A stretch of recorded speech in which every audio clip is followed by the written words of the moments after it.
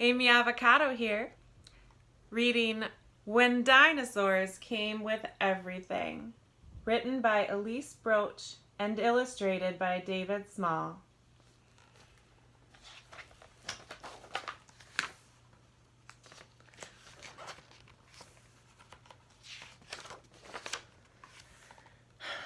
Friday is errand day.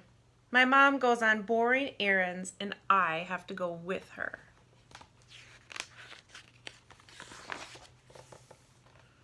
And this Friday seemed like every other day until we got to the bakery.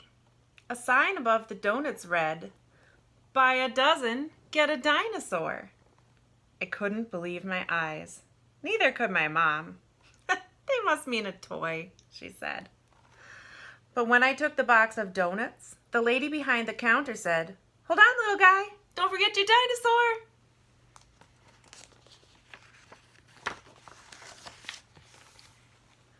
And there he was. "Mom!" I yelled. It was a triceratops. "What?" cried my mom. She did not look happy. "How are we supposed to get that home?" The bakery lady smiled. "Oh, don't worry. He'll follow you. They always do." And he did. All the way to the doctor's office, where I had to go for my checkup. My mom shook her head. "What are we going to do with him now?" She looked him up and down, and that took a while. "We can't bring him inside," she said finally. "He'll have to stay in the parking lot." I told him not to talk to strangers. After my checkup, I asked for a sticker like usual. "No stickers today," said the nurse. "Just dinosaurs. With a shot, you get 2. "I want a shot," I said. The nurse smiled. "Not today, buddy. But you can pick up your dinosaur at the front desk." "Mom!" I yelled. There at the front desk was a stegosaurus. "What on earth is going on?" my mom cried. "It's a special day," the nurse explained. "Today, dinosaurs come with everything." "Yes!" I said. "No," my mom groaned.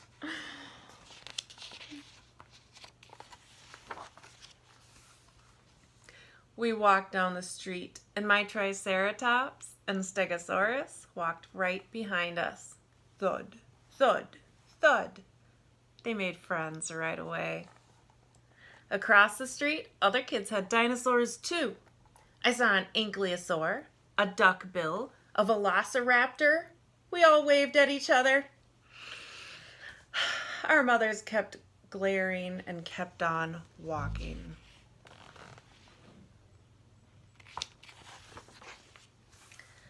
"I think we'd better go home right now," my mom said. "But what about my haircut? The barber's waiting for me." My mom looked at the dinosaurs, and then she looked at my bangs. "The barber always gives you a balloon, doesn't he? A nice balloon?" "Uh-huh," I said. I didn't want a balloon. I wanted a dinosaur. At the barber shop, I gave my triceratops and my stegosaurus donuts for a snack. They waited outside and watched through the glass. The barber pumped the chair up high. He cut my hair, too short, but I didn't mind because he patted my head and said, "Wait right here, sport." He was gone for a long time. My mom tapped her foot. "I don't like this," she said. "Where exactly do they keep the balloons?" Just then, the barber came back with something flying over his head. It wasn't a balloon. "Mom!" I yelled. "It was a pterosaur." "This is too much," my mom protested. "Now listen," she said to the barber. "I think a balloon will do just fine today. Don't you have any balloons?" "Sorry, lady, no balloons. You get one of these instead."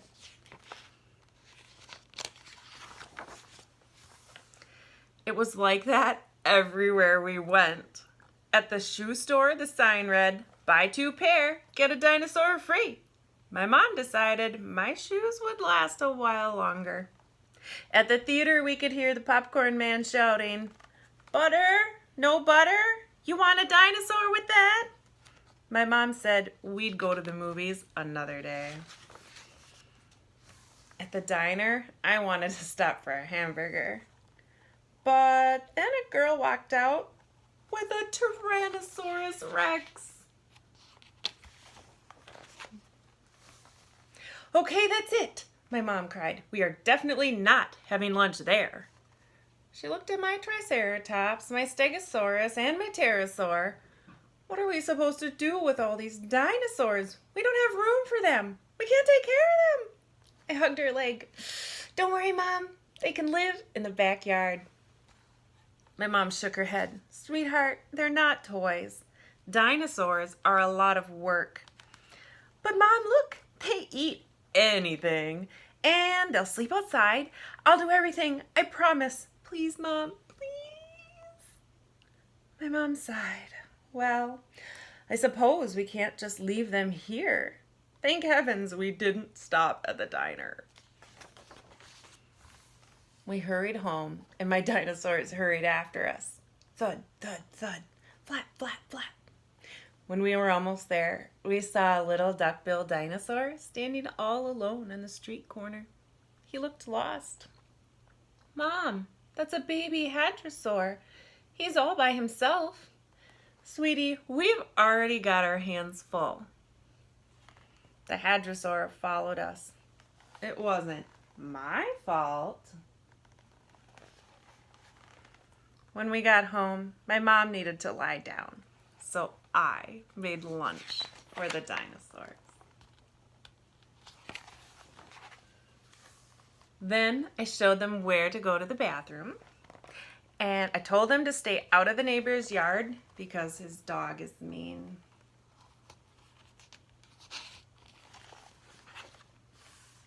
And I showed them my slide, my tire swing, and all the toys in the garage.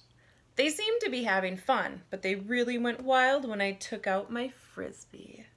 The hadrosaur had the first throw. The Frisbee landed on the roof. I saw my mom watching from the window.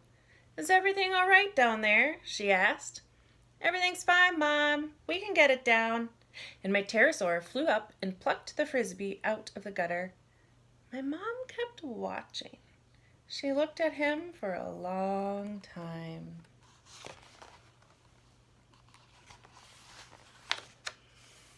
The next thing I knew, she had him cleaning the gutters.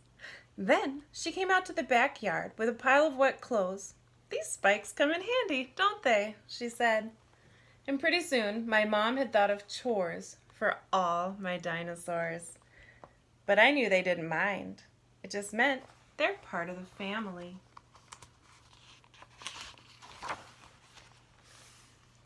When we were finished helping, my mom said I could invite some friends over. It was a bring your own dinosaur party. And guess what happened next? I heard my mom on the phone to the bakery. She asked, "Do you have any donuts left?" And that's when I knew everything would be just fine. Thanks for joining me for one of my favorite books. I'll see you again soon.